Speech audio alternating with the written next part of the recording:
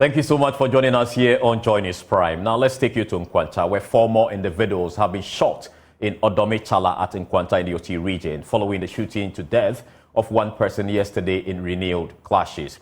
Now the 4 victims are believed to be head porters who were attacked and shot while loading a truck with gari. Now this latest incident occurred barely 24 hours after another person was shot and killed in the area.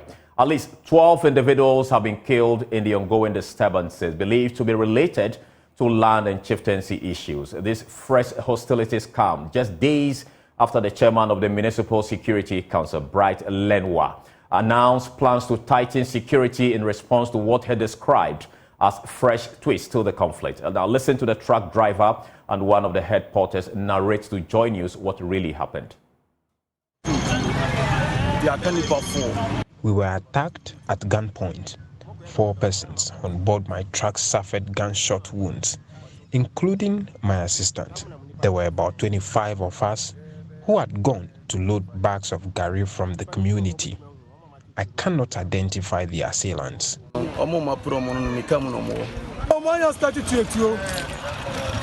We were chased at gunpoint, so we asked the driver to speed up. We need to pray for the 2 out of the 4 persons who suffered gunshot wounds.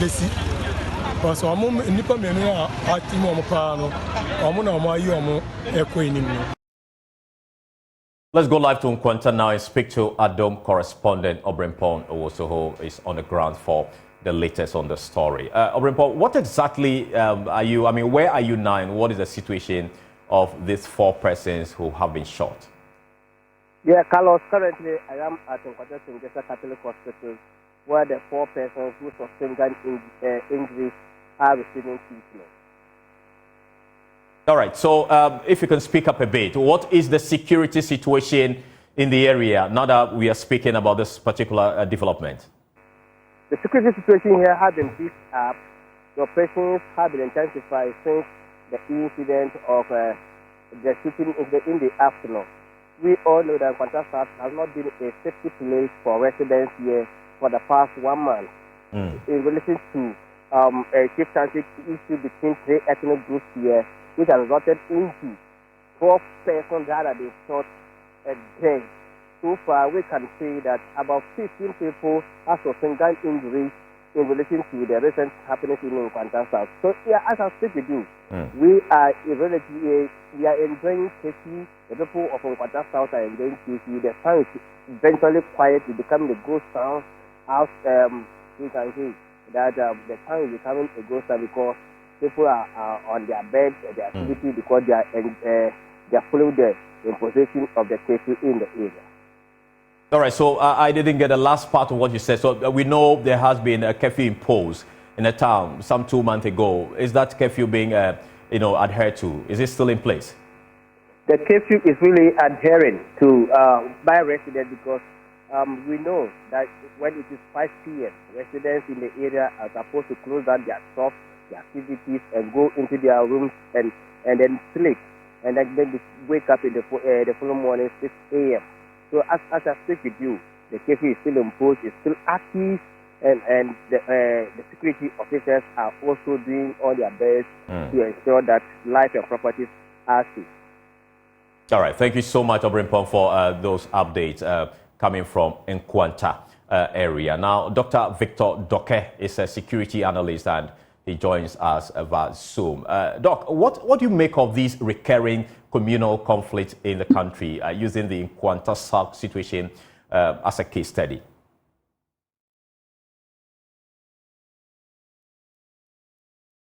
Doc, if you can unmute and if you can hear me. I'm actually asking what you make of this recurring situation, taking Nkwanta into context on this particular matter.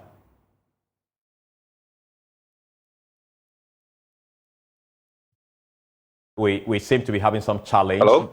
Okay, we can hear you now. Hello, Doc? Yes, very sorry. I think they're not stable. Your question again, please. So I was asking, these issues of communal clashes is becoming one too many. And looking at the Nkwanta situation, what do you make of this recurring situation across the country? Many parts of the country keep having this particular challenge.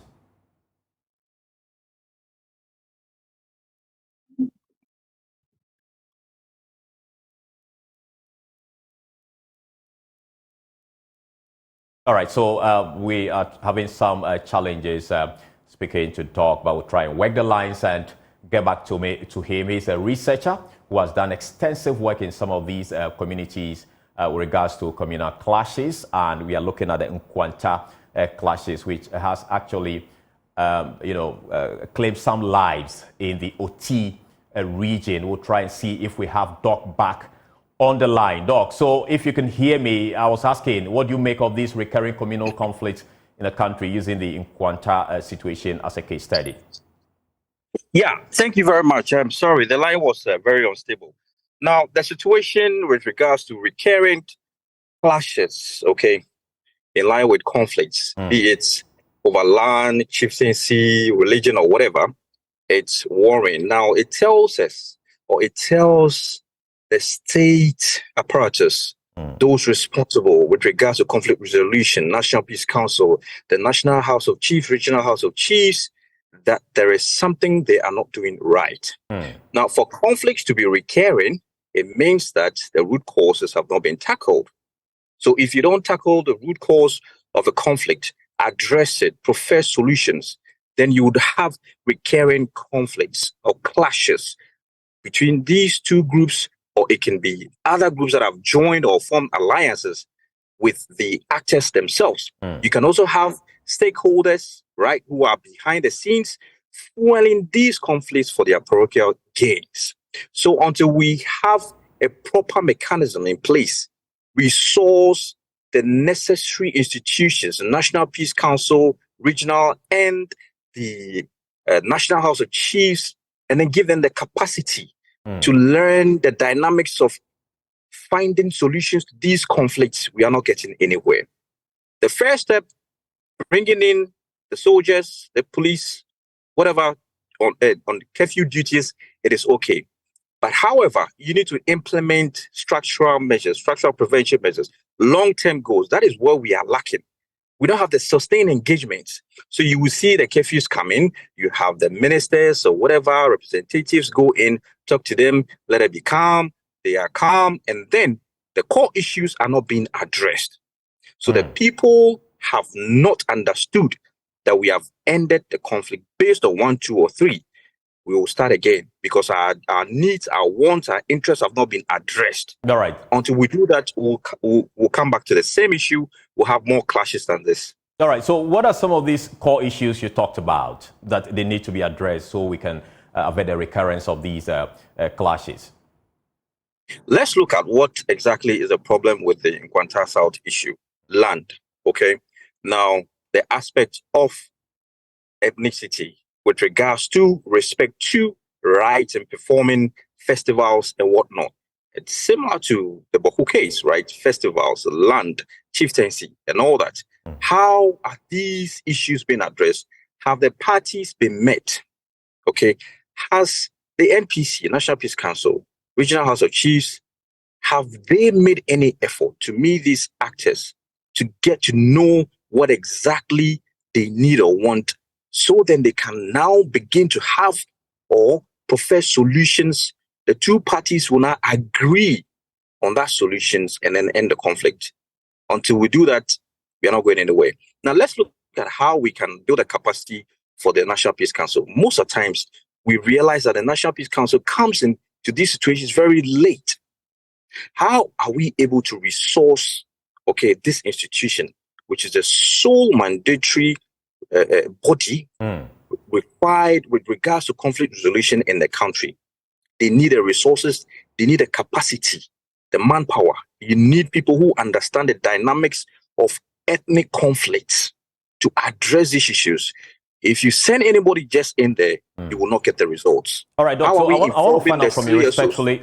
We are in election year 2024. If these issues are not properly addressed, and I mean the conflict continues, what impact is it likely to have generally on the elections? Well, now let's not forget that our election or electoral system has evolved in a sense that there are ethnic connotations to elections, i.e. the two main political parties. Okay. Now, you could have clashes along these lines. generally, the security situation will not be something you and I would want going into, the elections. The need to address these conflicts earlier will be better. So then when the political atmosphere steps in or creeps in proper, okay, you only have issues of chieftaincy, i.e. land or whatever, creeping in. It makes the situation more murkier than it will be. And you cannot control it whether you have a proper security system in place. It will be very difficult and challenging. And these kind of conflicts become prolonged and the solutions to it are not found. All right. So we need to address these conflicts as soon as possible and then lay a peaceful ground for election activities to take off. Thank you so much. Dr. Victor Doke is a security analyst. He's been breaking the issues down for us with regards to the Nkwanta situation. Now, another communal clash between the Echuma Agogo and Echuma Twede communities in the Ashanti region resulted in the destruction of several properties. Now, the conflict is alleged to have originated from a misunderstanding between the two communities on Christmas Eve as residents engaged in reprisal attacks. And Wache report vehicles, houses, and other properties have been vandalized. Clash occurred on Christmas Eve after a misunderstanding erupted.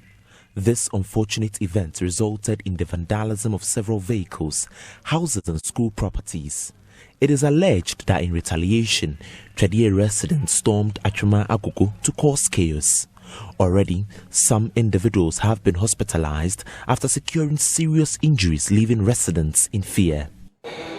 They have organized themselves very well with the weapons, the local manufacturing guns, and the long cutlass, and started destroying the street lights with the stones, and started broke the motor vehicles here. They attacked all the motor vehicles here and broke their grasses here. And immediately we quickly called the police commander to help the community because we don't have any weapons to face them. And for that matter, we called the police to assist us. Agogo ni ba ko da emergency etu aka nani etu na kanani nti ahomachina na omode ne ko emergency. What happened was dangerous. A resident of Agogo nearly lost his eye after the clash. The Twede boys stormed Agogo with gunshots. Someone also got injured in the leg. This is serious. We are afraid someone will die. Eshia Agogo for no. Nti ebo ba ko ani ana epete na egugu ba ko so bosu ana ka ba ko nan ana etwi ba ko so eni echi sei but we practice e pa ne de tu oni kan ni no on the emergency sie aye ka sei nti serious onu sei ida say obewu ana say be affect na adwen the be die 1 o'clock time be say 1:30 die nti be 3:30 mon e te say de ko mdi bi se bia yena boys bia na bia one night na bia mompon o me de ejomani ape me hwe abo ekukoko so no akrumi na no de ni ma gugangwan like fermeter panya na misole After the 31st night, we heard some noise. We got curious to find out. We found out that the Agogo boys had clashed with Twede boys with knives and guns. They gave a warning shot, which scared everybody. They destroyed properties worth millions.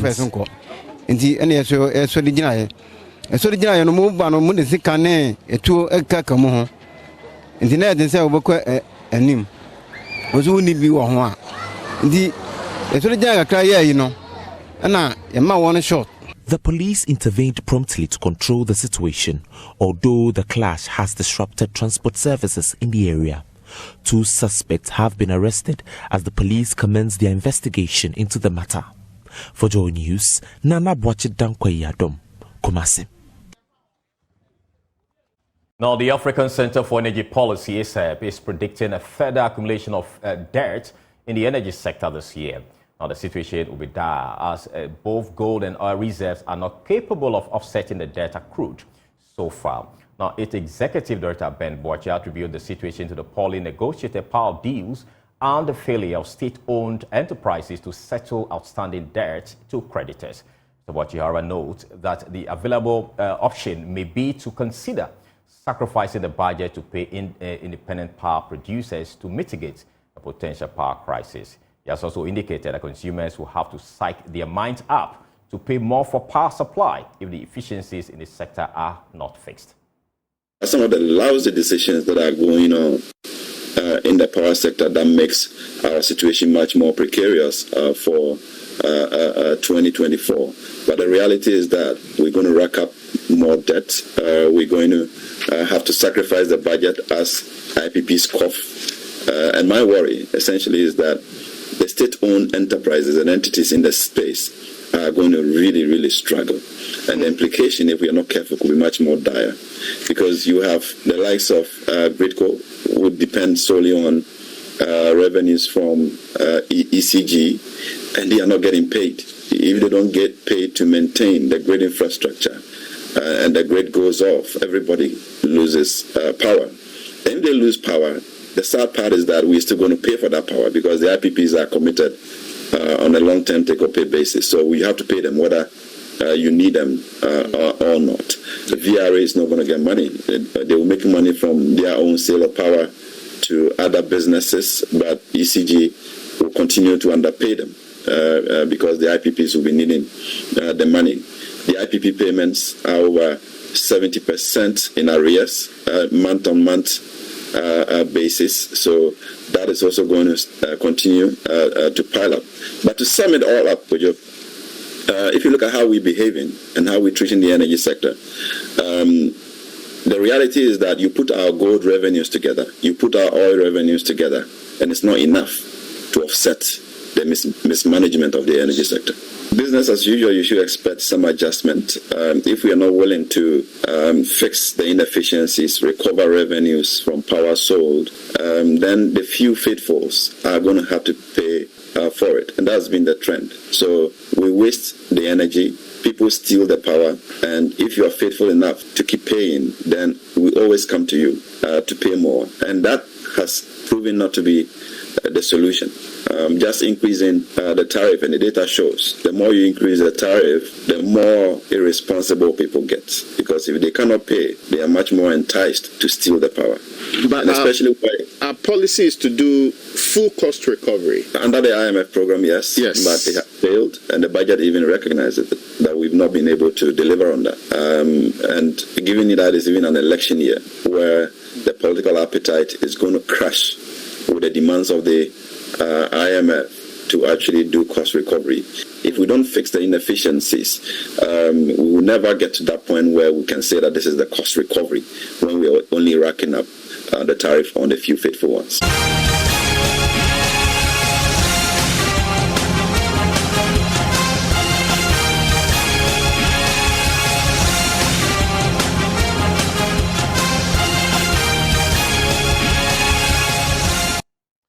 Now, in less than 24 hours, the governing New Patriotic Party will subject to thorough grilling of prospective aspirants who have picked forms to contest the parliamentary primaries in constituencies with sitting MPs. Now, already the party has elected its parliamentary candidate in orphan constituencies, and the upcoming election will be the finality to the party's reorganization process towards 2024. The vetting of the aspirant will run concurrently across the country, with a high-level MPP bigwigs tasked to supervise the process.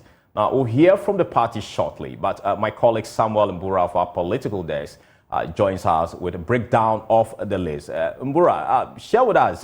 We know the vetting will cover about 137 constituencies. What are the details? Good evening, Carlos. We know very well that this particular election is very critical to the governing MPP, and it is, or it happens to be, the last stage in the reorganization process of the party. So these are constituencies that are more than less considered as safe seats for the party. So it's actually a critical situation for them. So we have 137 constituencies, as you indicated. And out of the 137 constituencies, initially 400 of them actually picked forms. I'm talking about the prospective aspirants. And out of the 400, 373 returned these forms, meaning 373 of them are expected to appear before the vetting committees across the country. And if you look at the constituencies or the MPs who are going unopposed, there are actually 23 of them. The Ashanti region is leading with 5 MPs, followed by the northern regions. The third region has to do with Northeast region, and then followed by the Bono East region, and the rest sharing the rest of the figures. So if you look at the breakdown in terms of the constituencies, the Ashanti region obviously has the highest participating in this election, 41 aspirants, and the Eastern region is also following that. And then Greater Accra follows suit. And then the forms picked and filed is also the same. So at the moment, the party, per my sources, has actually deployed big wigs across the country. They have designated centers where this vetting exercise will be conducted. So the things definitely they are going to look out for has to do with the loyalty of the person to the party, whether you have been able to contribute financially. They'll check your financial status, your membership dues, whether you have paid or not, and also whether you are a member in good standing. So these are some of the, some of the factors that are going to take a center stage so far as this exercise is concerned. And it actually starts tomorrow and ends on Friday. Like you said earlier, this is an exercise that is going to run concurrently across the country. All right, thank you so much. We're going to keep our eyes on that particular process and update our viewers with that. But flag bearer of the National Democratic Congress, John Dramani Mahama, has assured the electorate of a redemption for the country if voted back into power. He believes the country has run into a ditch and in need of an experienced hand to salvage the situation. Mr. Mahama is touting the NDC's ability to ensure economic recovery. Now, already he has accepted the saviour tag, which is fast gaining popularity among party supporters. Nana Aljima has more in the following report. To meaning, the origin of the noun saviour is traced to the Bible, in which Matthew chapter 1 verse 21 speaks of the first coming of Jesus Christ. It reads, "She will give birth to a son, and you are to give him the name Jesus, because he will save his people from sins." After this prophecy was fulfilled, another promise of the second coming of the Savior is made in John chapter 14, verse 3, assuring to deliver his people from bondage. "And if I go and prepare a place for you, I will come again and receive you unto myself, that where I am, there ye may be also." The story of the biblical Savior is likened to that of John Mahama's second shot at the presidency. And this is how supporters of the NDC tell the story. Between 2012 and 2016, John Mahama was granted a 4-year mandate to lead the country. Here are the accounts the former president gives on his service to the nation. And then inflation and almost 40%. As we speak, inflation is around 40%. In 2016, when we left office, inflation was around 12%. The country's debt was 120 billion cedis. That's from independence till I left office. Today, it has increased to 600 billion. If we are to share the debt among the population, each individual would have to pay 4,000 Ghana cedis, but now it has increased to 20,000 Ghana cedis. And there's 600 billion. You can say, yeah, check on no biafra and baby kwa. Yeah, now they can almost 20,000 cedis. Obia abofra ya won ne. And also they cut 20,000 cedis. However, John Mahama was voted out of office for non-performance. The call for a second term is gaining ground as the former president tours the country to seek concerns of the public for a 2024 party manifesto. Here are some firm believers of the John Mahama candidature. Apart from Mahama, you need saviour, baby. John Mahama is our saviour after Jesus Christ. If he doesn't come to help, then we are dead. Mrs. Amajigan Adia Wo. Mahama na saviour to say 2012 Mahama by. He came to office in 2012 and exited in 2016. Things have deteriorated after his exit. We need him back into office to help. The saviour tag is being accepted by the former president as he attempts a comeback into office. The NDC flag bearer has continuously described the NPP government's performance as abysmal. He believes the country has run into a ditch and the need of an experienced hand to salvage the situation. And obiesu and my ding. Your boss no VIP ayede echo akwentu no akoto ditch. Today we are all crying. Things are tough.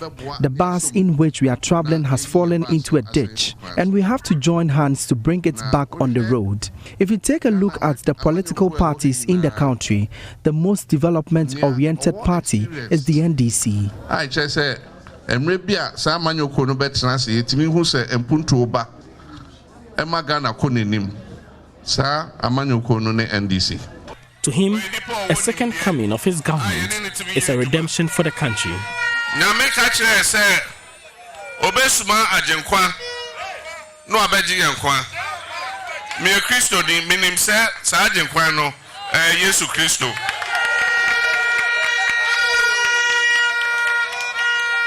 And so minim say nyame hu Ghana mobo. God promised a savior. I am a Christian and I know Jesus Christ is the one. But I know God has shown us mercy.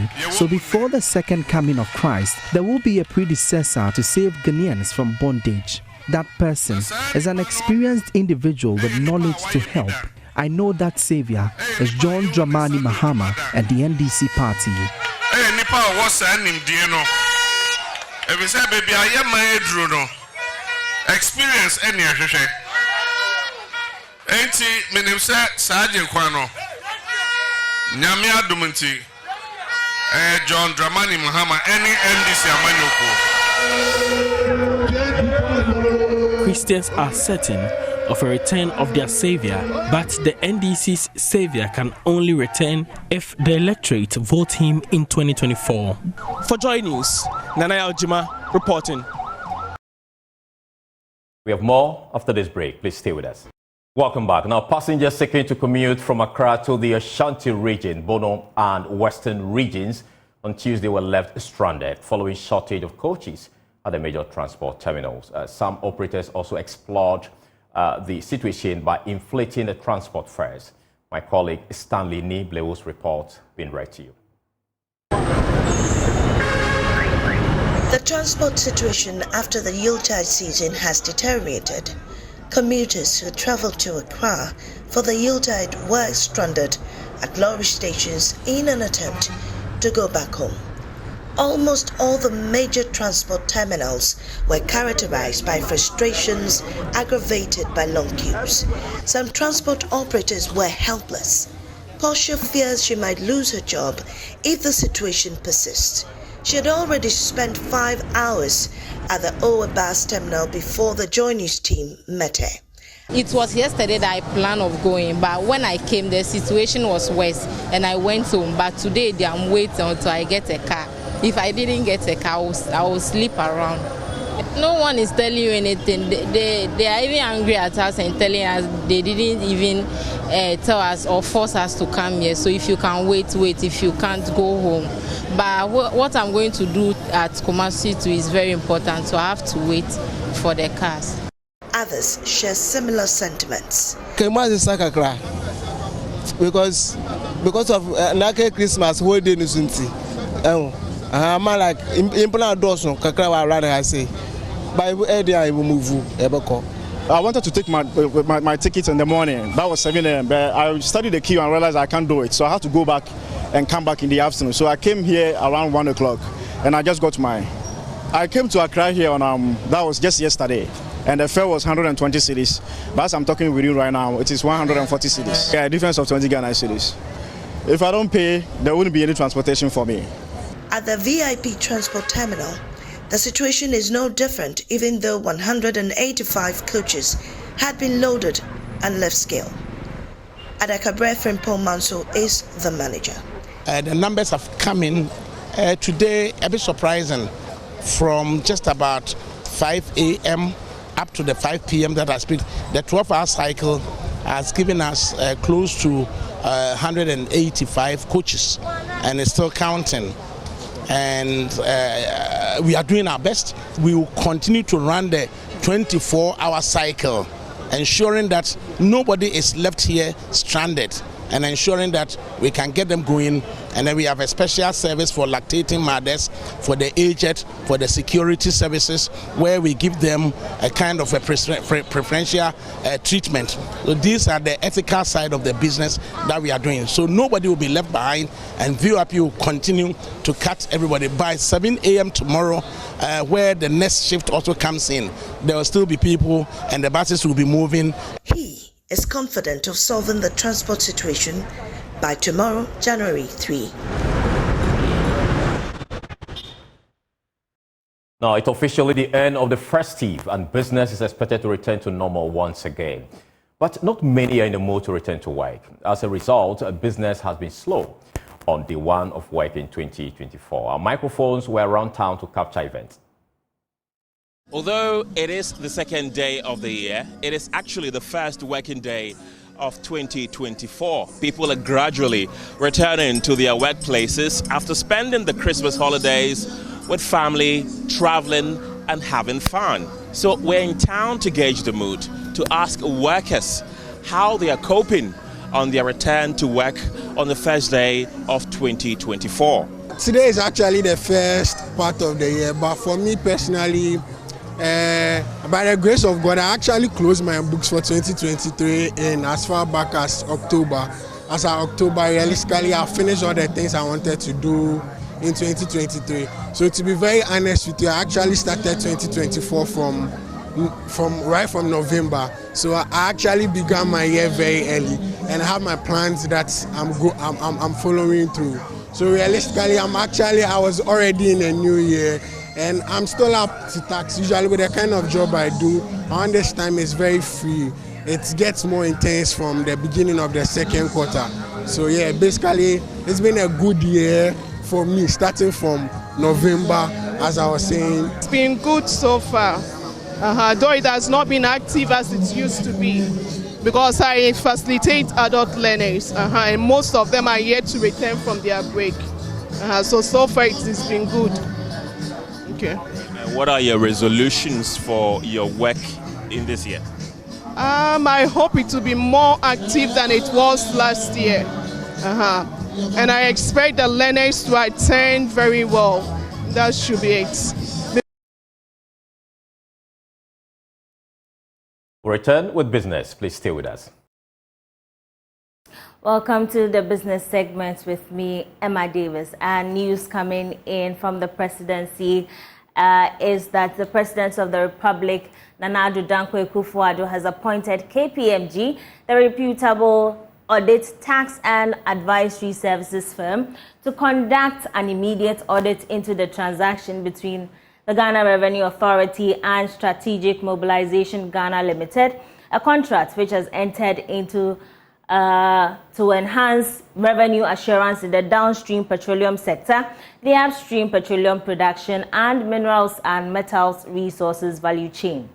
The terms of reference of the audit are as follows: conduct an audit to ascertain the rationale or needs assessment performed prior to the contract approval by GRA and assess how the arrangement aligns with specific needs, assess the appropriateness of the contracting methodology, verifying compliance with legal services or legal standards, and industry best practices in the procurement process for the selection of SML.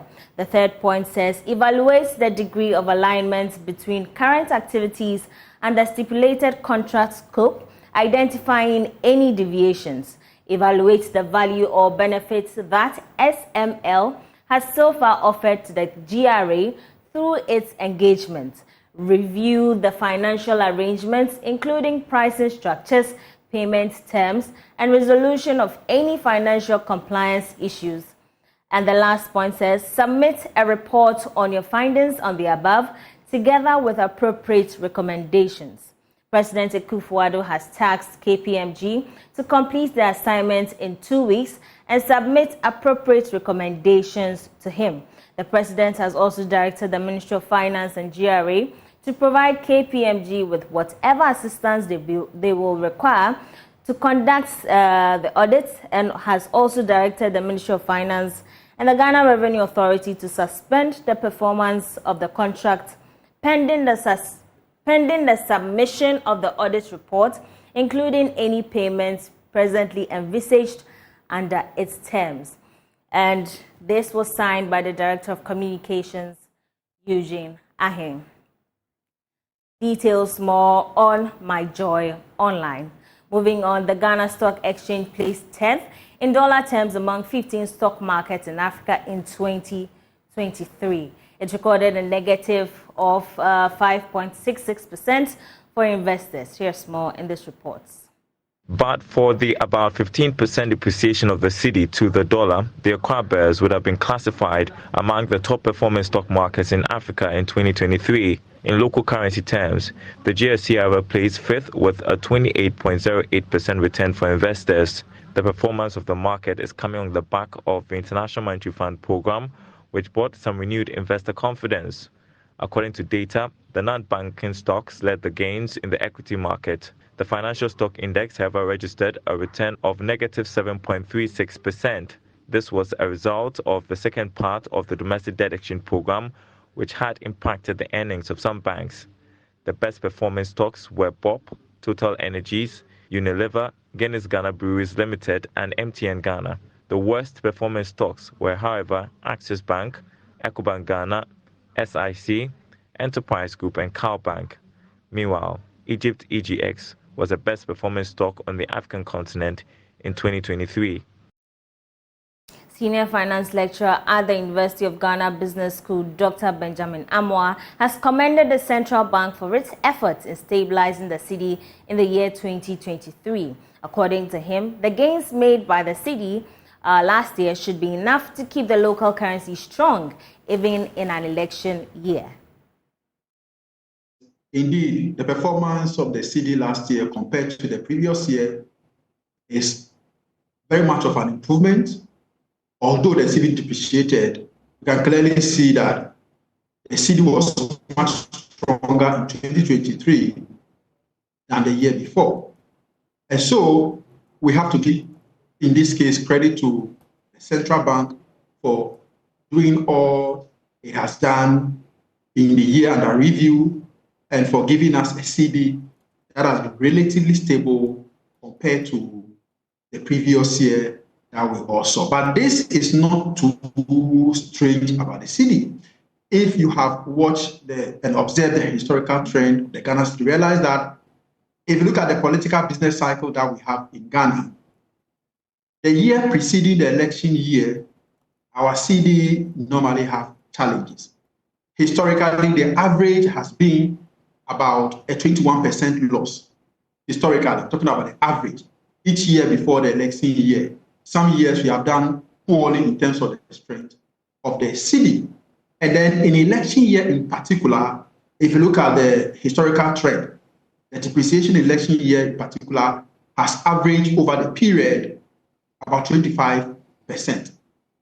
So when you look at last year and on the back of the previous year, in addition to the fact that we have gone through a very difficult economic condition, the domestic debt exchange program, I would definitely say that, yes, it is good. But it's not so strange if you put the city's performance in its historical context. What we are seeing here is that in an election year, the city, in terms of campaign message, the performance of the city will come strong. And so we expect that the two big political parties will commitment go into the election year, into the election, on how best the city will perform. In this regard, we are expecting that the city will end up at, let's say, 14 or lowest 13.95 cedis to dollar. Customers of banks in Ghana experienced better services from their respective banks in the year 2023 compared to 2022. That's according to a West Africa banking industry customer experience survey by KPMG Ghana and Nigeria. Yes, Ebenezer Sabote's report read to you. Overall, the customer experience performance in the retail banking segment improved in 2023 by approximately 4 percentage points over that of 2022's score. Across the three segments, the corporate segment emerged with the highest overall customer experience score, followed by the small and medium enterprises and retail segments, respectively. Additionally, corporate banking customers identified relationship management as the paramount area of importance, especially emphasizing the professionalism and attitude of bank staff and relationship managers. This metric experienced a significant surge, elevated by 12 percentage points in comparison to its score the previous year. SME customers highlighted three critical areas of importance, which were accuracy and completeness of account information, security of transactions, and reliability of payment services. Meanwhile, the value for money concerning appropriate fees and charges ranked fourth last year. That'll be all for business. My name is Emma Davis. For more business news, do log on to myjoyonline.com.